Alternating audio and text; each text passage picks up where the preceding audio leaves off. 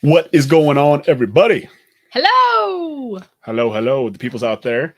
Happy Tuesday. Happy second day of the week, maybe third day if you start on Sundays. Day after Lover's Day. Day after Lover's Day. We had some love going on in our household yesterday, didn't we? Yeah, we sure did. Yeah, our house got lots of love yesterday. What happened to our house yesterday? A little update on transformation. We got flooring completed. Ooh, that's love. That's true love. It feels like a brand new home now. Flooring makes a big difference. And it's really not that hard to do. But it's hard enough that me and Katie don't do it. No. And I don't so want to do it. I made a post on my Instagram last night. So if you don't follow me on Instagram, go follow me on Instagram here. I'll put it in the chat here. Go follow me on Instagram. That people always ask us, like, do you do any of your own work, right? Or they ask us what work we do. They just assume that we do some of the work, and we used to, right? We tried. We tried with super cheap flooring, got really frustrated, figured out really fast 99-cent click flooring. How to do flooring, and then we finally upgraded to nice flooring, and we were decent at it. But well, in all fairness, we went from the cheapest, like 99-cent square foot flooring, then we tried to like $1.50, and still bad, still harder to install. And then we went to the most expensive, like really nice flooring, and it's way better. Not only just from like a actual, like, the product is better, but the installing it. That's the thing they don't tell you, is like how much easier, labor intensive the cheap stuff is insane. The cheap stuff is really hard to install, and the nice stuff is really easy to install. So you might think you're saving money. So if you're doing a project and you're hiring somebody else to do it, and you go buy cheap flooring, what they don't tell you is that it's so much longer for them to install that stuff because it's so much harder to put together, and you end up paying more on the labor, which is way more expensive than the actual flooring itself. True that. So you might as well get the nice freaking flooring. So yeah, so that's what we had going on in our house yesterday. Did you get any presents for Valentine's Day? I did. I got a massage. Wow. Put on my schedule without, I didn't have to do anything. It's just on my schedule. So all I have to do is show up. Thank you. What'd you get me for Valentine's Day? I got you a massage for me. So nice. So convenient. I said thank you. Yeah, you said thank you. Yeah. That's all. I'm not much of a gift. That's not one of my primary love languages is gifts. Yeah. But it is yours. And what did I get you last year for a couch? Ooh. What's if you had to rate a couch, what would you rate that on a scale of 1 to 10? 10 being amazing, 1 being worst gift ever. 10. And what would you put massage at? 8. 8. So couch was better. Fair. Totally fair. Cool. Okay. Well, today we are talking about marriage versus dating. Okay. And so this sparked from a conversation I had yesterday with somebody who was talking about that he's getting ready to get married, and he kind of made it into a big deal. And I was just like, dude, congratulations. Like, you're taking the next step. You're going to go to the next level with your relationship. And he was kind of thrown off a little bit. And I was like, dude, you know how big of a deal this is? He's like, well, I was kind of thinking that it was like, kind of a big deal that like I was making a big commitment. And, I was having these thoughts in my head. I was like, yeah, it is a freaking big commitment, right? It's awesome. Do you know how much better your relationship's going to be once she says yes? And he just like, I didn't even think about that, right? And so this is why it's important, because how long has it been? We've been married for 3 years? 4. 4 years. 4 years. We've been married for 4 years. But we were together for 4 years before that, right? 4.5 years, I think. And so I remember having this conversation. Do you remember this conversation that I was having? Well, you weren't necessarily there, but do you remember me telling you the story? Yeah. So I had a conversation with my mentor at the time. His name was Alex. And he was telling me, or he said he was asking me about Katie, right? He said he had met Katie. We had just shown up to like a mastermind event, and he's like, so, like, are you gonna marry her? I was like, I don't know. Like we're good. Like, we have a good relationship. We're on the same page. Like, we don't fight. Like what we have going on right now is really good. Like, I don't want to make it worse. I don't want to change our dynamic when we get married. Yeah. Right. And he asked me how long we've been together. I was like, 4 years. He's like, well, like, do you want to spend the rest of your life with her, or do you not? And I was like, yeah. It's like, Well, then marry her. No, he didn't say that. He said, "Do you want to make more money?" Well, yeah, well, that was the next step, right? And so the next step was like, well, do you want to? And so I was like, okay, like he could tell his soul wasn't sold. He's like, well, do you want to make more money? And I was like, yeah, duh, of course I'll make more money. He's like, well, then marry her. And then he went off to explain why it was so valuable for me to marry you, right? And do you remember those reasons? No. Or actually, let's go back. Let's go to the future. So here's what actually happened, right?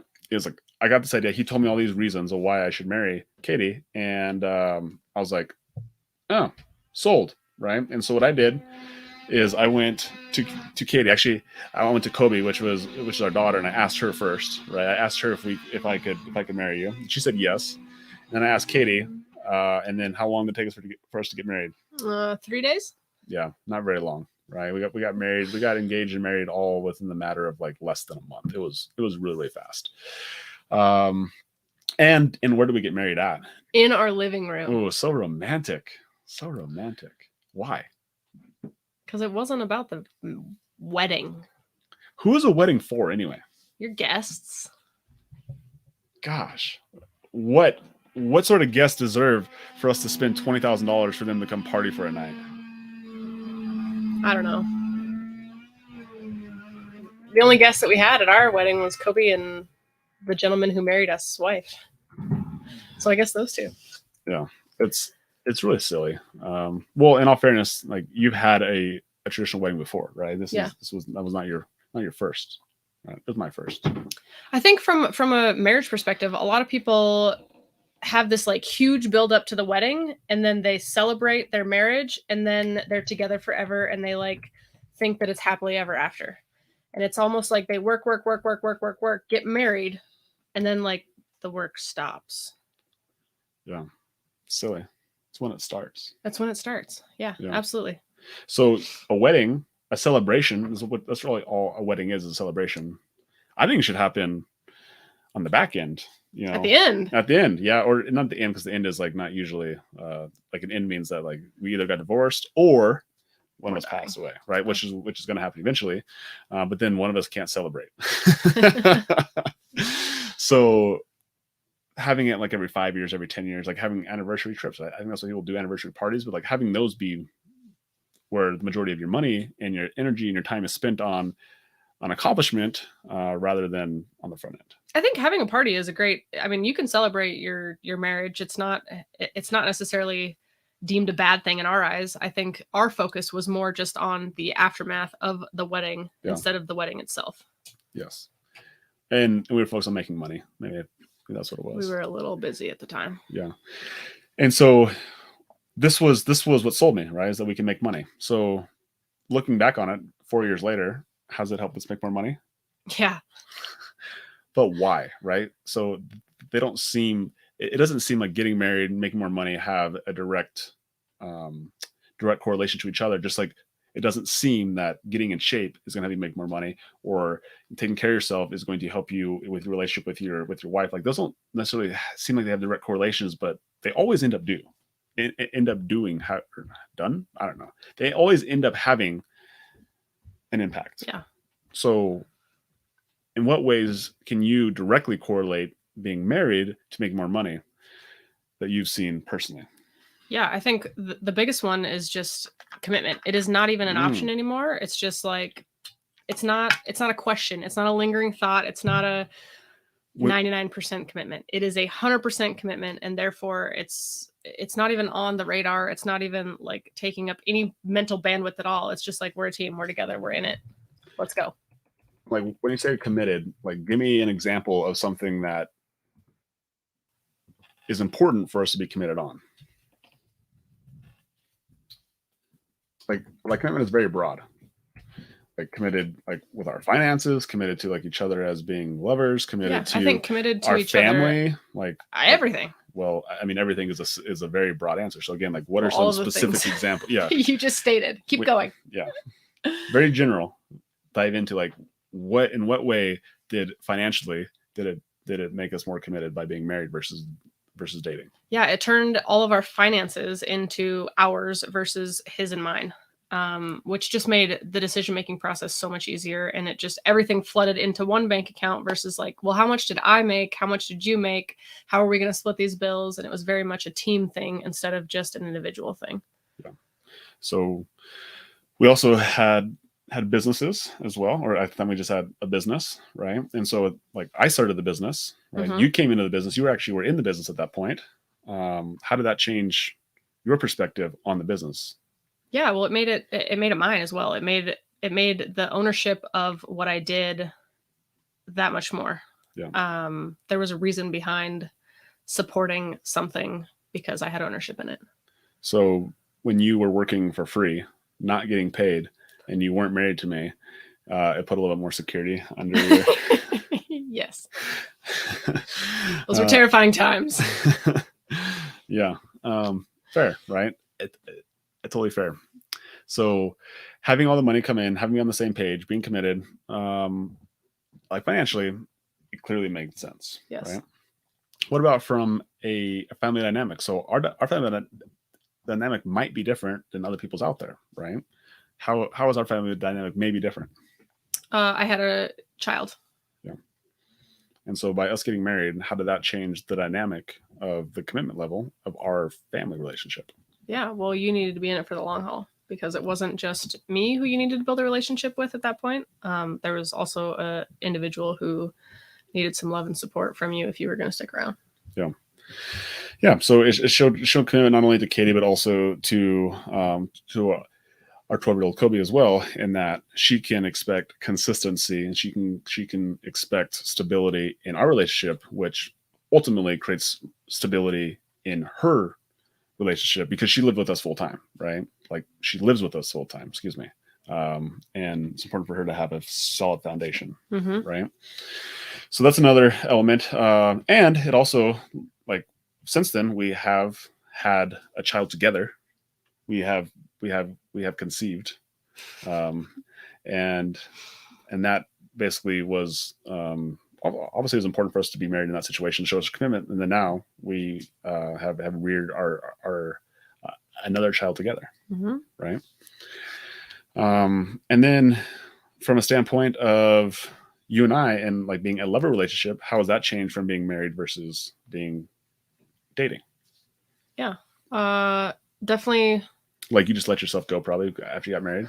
Just let myself go. Yeah. No, it was actually more of a reason for me to show up every day as my best self because I wanted to devote my life to you and be your one and only and be committed to you as an individual. And I think that's an important point. A lot of times I think marriages, as soon as you get married, it's like, oh, we can get comfortable around each other. I don't need to be my best self because I already have you. Yeah. And you kind of take it for granted.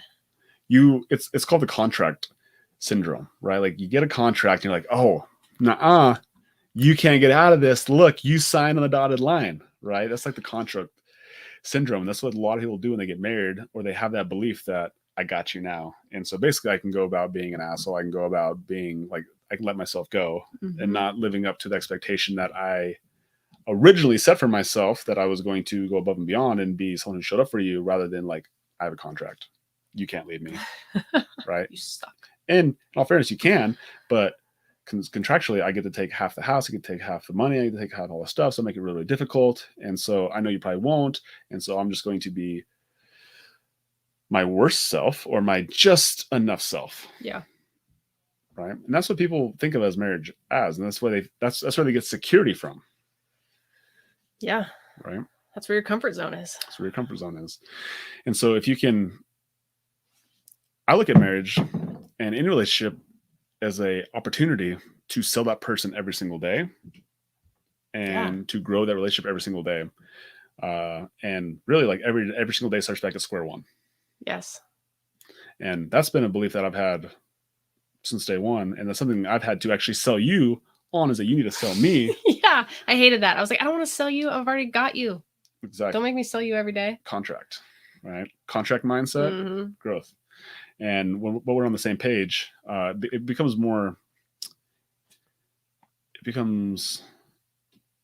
it allows us to grow more together, but it also keeps us from a comparison game of like, oh, I did this, you did this. And then all of a sudden it becomes like this tit for tat rather than just like, how much can I love you? Yes. Right? So we talked about finances, we talked about family dynamic, and then we talked about lover dynamic. Is there anything else that has changed from marriage versus dating? No, I think those are the big three. Those are the big three. So for anybody who's out there, Katie, who's actually dating, right, and they're maybe thinking about getting married, what sort of advice would you give them now after you were in a relationship? You were married before, and then you were with me for 4 years before we got married, and now we've been married for 4 years. So tell me, what sort of insight, what sort of wisdom would you give that young woman? Let's go woman out there, right? Yeah. Well, I think the biggest thing is to sit down and, like, if you're an analytical person, just write down pros and cons. Like, what are the pros? What are the cons? If you're committed, like, what is stopping you? Why have you not already pulled the trigger? And then pull the freaking trigger. Well, as a woman, can you really pull the trigger? Yeah, why not? I mean, I as much as you asked me to marry you, there was a stipulation when I quit my job that was like, either you're going to let me buy half the business and I'm going to come and work with you, or you're going to marry me. So like, yes, you still asked me to marry you, but yeah, you forced the hand, you forced the commitment. Yeah. Right. So you took control of the situation and you basically put the pressure on. You forced a commitment. I did. So maybe in our culture, as being a woman, it's not culturally acceptable for a woman to say, "Will you marry me?" It is culturally acceptable for you to put pressure on someone to make them make a damn decision whether they want to be with you or not. Either we're gonna do this or we're not. Make up your mind. You're in or out right now. Let's go. Yeah. I don't got time to waste. So one of my favorite examples that I love about marriage, Chris used that at an event 2 weeks ago that we were at, and we used this on one of our daily call or our daily huddles yesterday. And we talked about this idea of commitment, right? And so, Katie, when I got down on my knee and I looked at you in the eye with my little rubber band ring, my rubber band ring that I made from Kobe's toy box, and I said, Katie, I'm about 75% committed that I want to spend the rest of my life with you. What did you say to me? Get out. Go.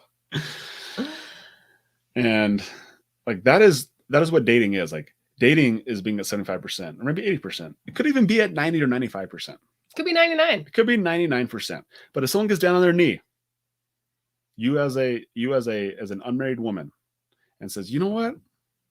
I want to give you 99% of my heart and soul. What are you going to say to that person? Bye. Get the frick out of here, dude.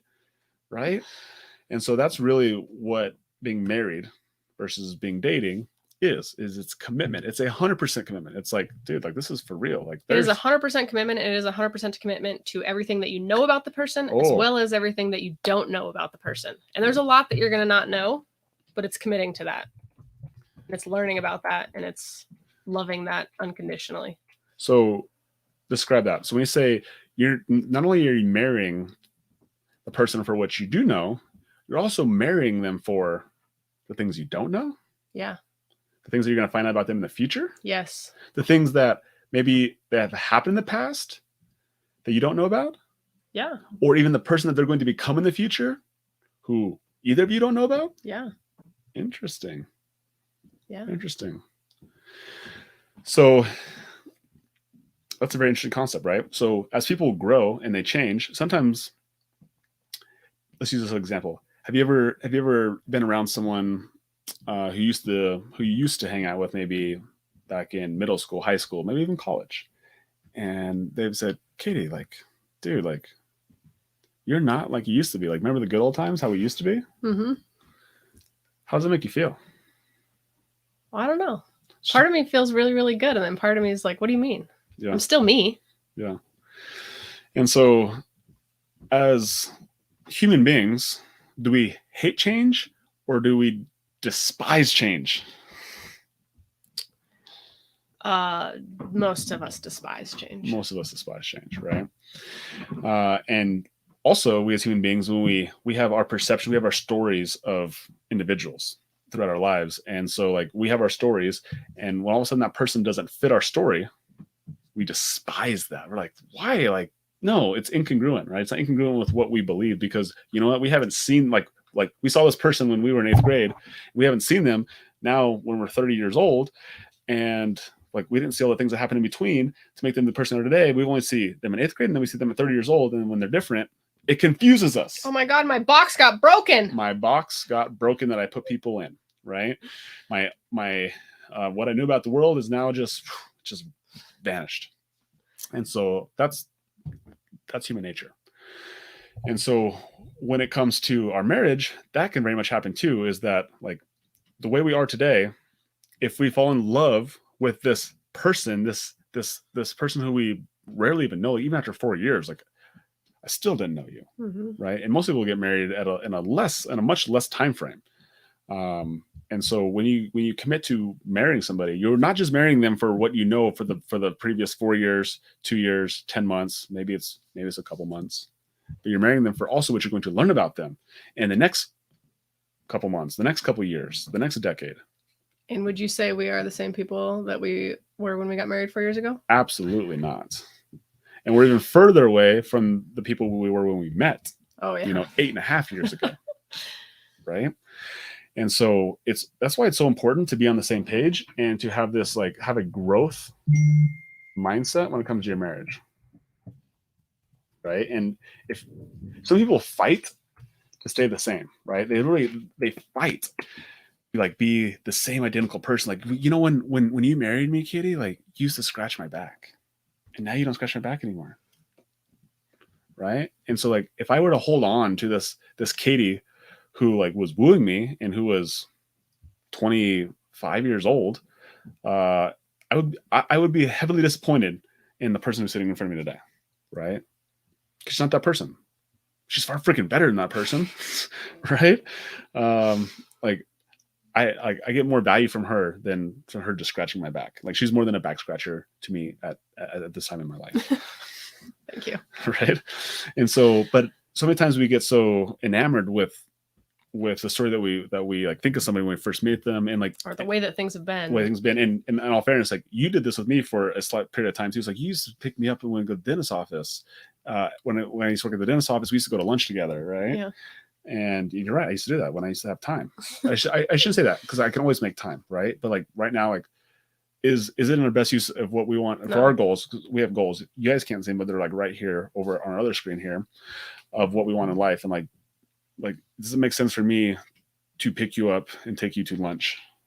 No, it doesn't. It doesn't get us closer to our goals. No. Right? Now, do we sometimes do like things like that occasionally or randomly? Yeah, absolutely. Yes. Yeah.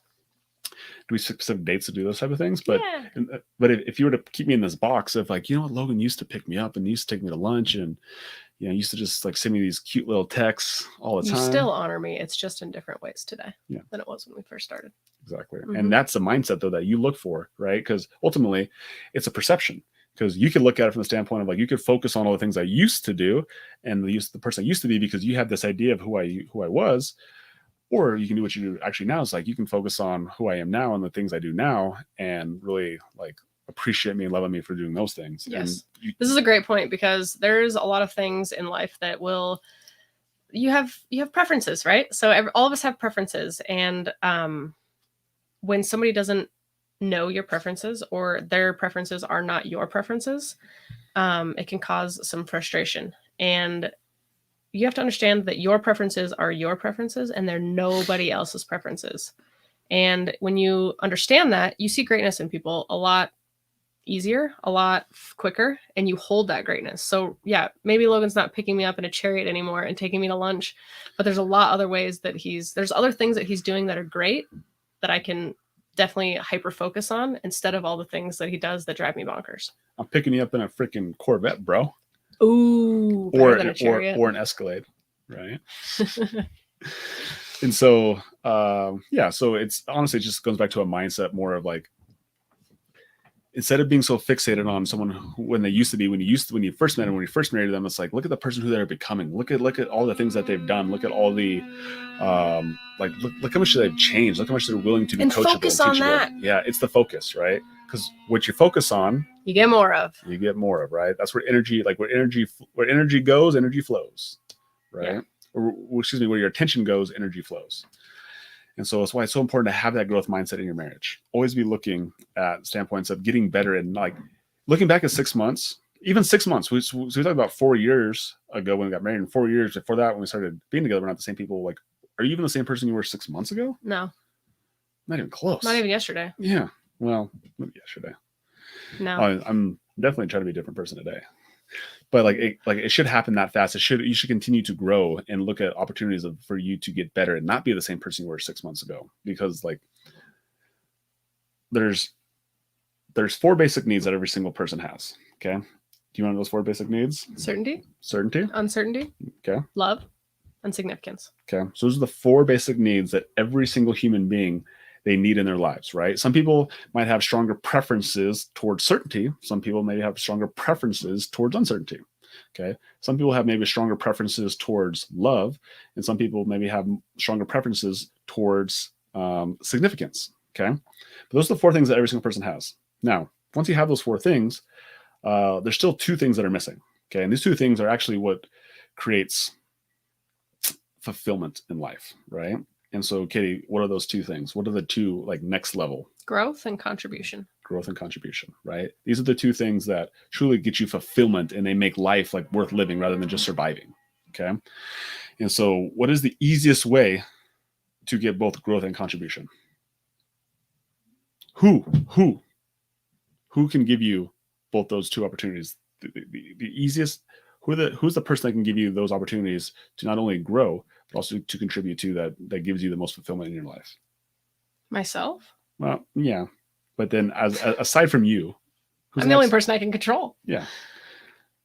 Like you. Yeah. Like your spouse, right? Your spouse, the person who you choose, the person who you pick, like that person is the person who, when you are able to serve them, you're able to grow with them, and you're able to contribute to their life. Like that will give you the most fulfillment. Absolutely. Right? Yeah. Absolutely. More than your kids, more than your parents, more than any other family member, but your spouse. And that's why that relationship is so important. And it's really easy to see the people who are successful in life, right? In business, is that they have really good relationships with their spouses. And ironically enough, it's the people who maybe have who have a lot of success in business and they let go of the relationship. Guess what ends up happening? First to their relationship, what ends up happening? And then what happens shortly after that? It all falls apart, right?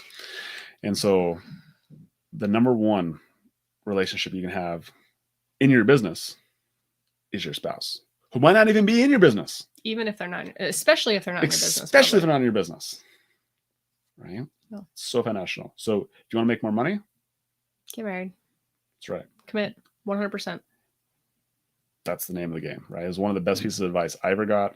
It was the best piece of advice I ever got. Yeah. Yeah. Yes. And so it's the advice that we'll give you is like honestly just focusing on like being committed. And you know what? In all fairness, if you're not willing to commit to your partner, like ask yourself why. 99 times out of 100, it's not going to be because of your partner. It's going to be about you, right? You're the freaking it's your problem that you're not committed. So you got to figure out why you're not committed. If that is you, you're like, I'm not really sure about this person. And it's funny, you'll find other places that you're not committed in your life. And the only common denominator is you. Yeah. And all of the places that you're not committed. Yeah. The person with the problem It's the person with the problem. is the person with the problem, right? A lot of times people will talk about how they're, like their wife is a nagger. Like she like nags them all the time, or that she complains all the time, or whatever it may be. She doesn't let him do anything. And then the wife's like, my husband just works all the time. He, doesn't ever hang out with me or the kids, whatever it may be. Right. And so whose problem actually is that? The person complaining. Person complaining, right? Because your mindset is jacked up, or your communication with your partner is jacked up. Or your preferences are jacked up. Or your preferences are jacked up. Or you're putting your preferences onto the other person, right? Oh, and here's something that I was like super, super guilty of is I thought that like I wanted you to have my preferences, right? And so it's ironic. Like when it comes to physics and science, like opposites attract, right? And so when people get together, it's generally because the person has something in them that they don't have in themselves, and so they're attracted to it, right? Yes. But then when we get married, all of a sudden it's like, I want you to be more like me, and once you be like me, then all of a sudden when we have the same, like two positives repel each other, right? And so ultimately it's so funny. It's so funny how that, like, I saw that in my life and our relationship so much. I was like, I just want you to be like me. And I think I even did it so well that you thought you want to be like me as well. I did. And then all of a sudden we started like doing a lot of this stuff. We started like wanting to repel from each other. And I was like, oh, this is actually not how it works. And once I became aware of that, and we started to play to our strengths and really value the other person's strengths, which were different than our strengths, maybe even could be said our weaknesses. It became really fun because it's like, dude, you have something that I don't have, and I have something you don't have, and like in these situations, let's use my strength. In these situations, let's use your strength, and that way we were able to balance each other out, and we're able to bring value to one another. How cool is that? Awesome. Right? Like that's how you play the game. That's how you play to win. So one of the fundamentals we have is like the person with the problem is the person with the problem. And so like when I'm frustrated at Katie, like I'm frustrated at Katie can't freaking change that. I can change that, right? I get to change my mindset. I get to like, how do I take 100% responsibility in the situation? Like, what can I do in order to make sure that we get on the same page? Mm-hmm. Okay. So there's one more thing that I want to go on. Can we go on one more thing? Yeah. Okay. So when it comes to communication and it comes to disagreements, so many people have this failed mindset. And here's what it is. Okay. The failed mindset is I want to win, right? So everybody wants to win the argument. They want to be right, right? I want to win. I want to be right. Okay. What is a mindset? What is a belief that we have that allows us to be on the same page during disagreements where maybe my preferences, your preferences are at odds, and we're trying to figure out how we're going to utilize these two different set of preferences? What sort of belief do we come? What sort of belief do we have? We are on the same team. Yeah. We want our team to win. We are on the same team. Right? What does that mean? It means that in order for you to win, the team has to win. In order for me to win, the team has to win. Exactly. There is no losers on a winning team. So a great example of that was we had our marriage meeting on Sunday. Mm-hmm. Okay. And we got into a disagreement where I thought my preferences were best with raising our children. Like, let's be like super specific here. Like when it comes to children, all of a sudden it's like, okay, it makes sense when I have my preference, your preferences. And now we have shared children. Whose preferences do they follow? Right. So this is real stuff, by the way, guys. And so I got into this thought process, like they should follow my freaking preferences because I'm the shit, basically. Like that was literally all it was. Like, because my preferences are freaking right. And Katie was like, I don't, then Katie like had resistance on that because you know what? You are the shit, but yeah, she felt her preferences were right. Who would have thought, right? And so we actually got into this like almost like the stalemate, and I had to actually like take a moment and be like, do I want to be right? Or do I want to make sure that you and I stay on the same team and we don't let this fester into an actual freaking problem about preferences on how our kids eat, right? That's what it's about. And it was me taking a step back and be like, do I want to be right or do I want to be on the same team? I was like, you know what? Let me backtrack this. Let me take back what I said and let's get on the same page, right? And by doing that, I was able to be wrong in this specific situation, to be honest with you. And we were able to get on the same page and create a system that now we can be on the same team with when we're going into a parenting situation with our kids. Yes. Right? You weren't wrong. We just changed your preferences within the children. Yeah. Yeah. But I mean, I was wrong in the aspect that it was my way or the highway. Oh yeah. Yeah. No. And then we came up with a solution really that allowed us to be on the same team. Yes. Right. And so in that moment, I was just like, I really wanted to fight. I was like, no, I am right. My preferences are right. And it really took me it took that belief to be like, step back and say, you know what? It doesn't matter because I want to be on your team. Mm-hmm. I would rather be on your team and lose the argument every single time, right? And now at the same time, that doesn't mean like roll over and die, No, right? It doesn't no. mean be weak, right? 'Cause especially as men, like sometimes we have that belief, like I'm not gonna let anybody walk all over me, and sometimes it's women too. I don't want to be walked all over, and so it's not rolling over and dying, but it's truly looking at it from the standpoint of I want to win, I want to be on the same team, right? And as long as you both have that and you have trust in the person, then you're not going to feel like you got walked over, Yes. right? So I think that's super important. Like we're on the same team, such an important belief. Marriage equals teammates. Marriage equals teammates, right? Not competition. It's not like you're better, I'm better, you know, and understanding your roles and your lanes and understanding those are also very, very vital. But that's a whole nother conversation that we're not going down that rabbit hole today. So, Katie, did you have fun? I did have fun. That was great. That was awesome. That was awesome. Right? If you guys enjoyed it, please let us know. Whether you watch this on Facebook or watch this on YouTube, let us know. Give us some love, give some shout out. Again, you can follow me on Instagram. And Katie, are you on Instagram too? Yeah, Katie Ann Manzanares. Katie Ann Manzanares. Katie Ann Manzanares. Go follow us on there. We're posting stuff all the time. Posting about our businesses, posting about our real estate, posting about our family, posting about our marriage stuff on there. So go follow us, Katie Manzanares, Logan Manzanares on the Instagrams. We appreciate you guys. Like I said earlier, my name is Logan Manzanares. Katie Manzanares. And we're out. Bye. Bye.